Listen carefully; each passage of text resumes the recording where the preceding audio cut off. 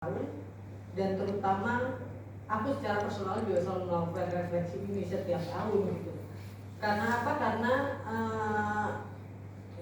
pengalaman pribadi berada di peristiwa itu gitu kan, sebelum 98 hingga kemudian 98 sampai setelah 98 sampai sekarang gitu. Jadi melihat benar-benar bagaimana negara ini berubah gitu ya, bergerak, tapi juga melihat bagaimana gerakan juga berubah.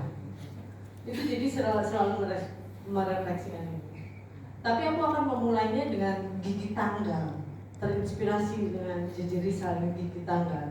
Karena dia cerita gigi tanggal, saya jadi teringat juga. Karena peristiwa gigi tanggal itulah sebenarnya jadi balik dan secara personal bahwa Orde Baru itu belum tumbang gara-gara gigi tanggal. Karena apa? Karena gigi saya tanggal dihajar oleh aparat pada tahun 99 saat katanya Orde Baru sudah tumbang. Karena Orde Baru tumbang 98 ya katanya ya. Tapi aku Juli 99 itu dihajar aparat di sebuah aksi menolak hasil pemilu pertama yang katanya demokratis. Pemilu pertama setelah tahun 55 yang katanya paling demokratis. Karena diikuti oleh 49 partai itu.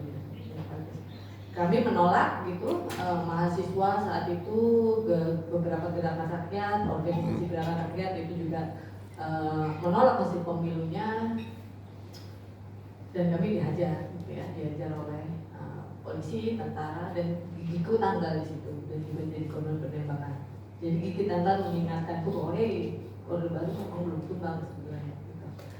Kenapa aku sendiri adalah orang yang paling salah satu yang cukup skeptikal terhadap reformasi saat itu gitu.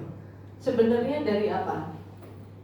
Jadi kalau kita bicara soal gerakan 98 itu tidak dimulai di tahun 98 seperti banyak orang bilang gitu. Tidak dimulai tahun 97 ketika akhir 97 mulai ada terjadi krisis ekonomi ya. Katanya kan itu. Itu sebenarnya krisis ekonomi adalah trigger. Gerakan sendiri sudah dimulai jauh sebelum itu.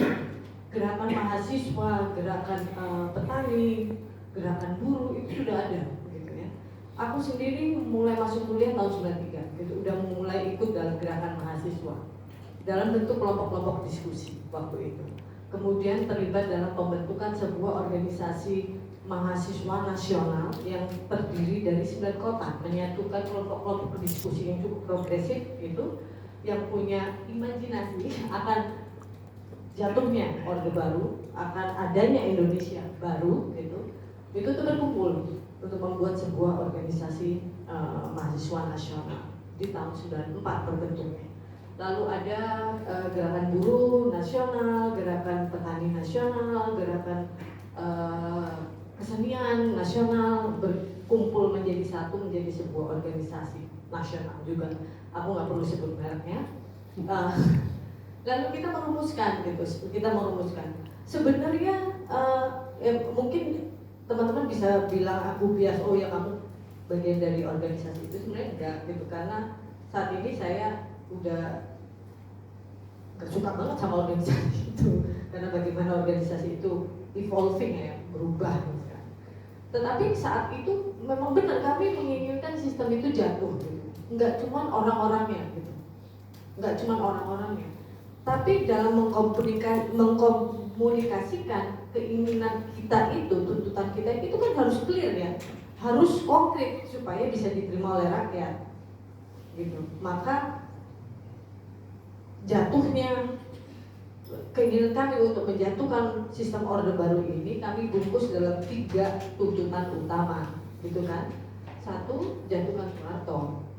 Kedua, cabut dui fungsi ABRI, maksudnya untuk sebenarnya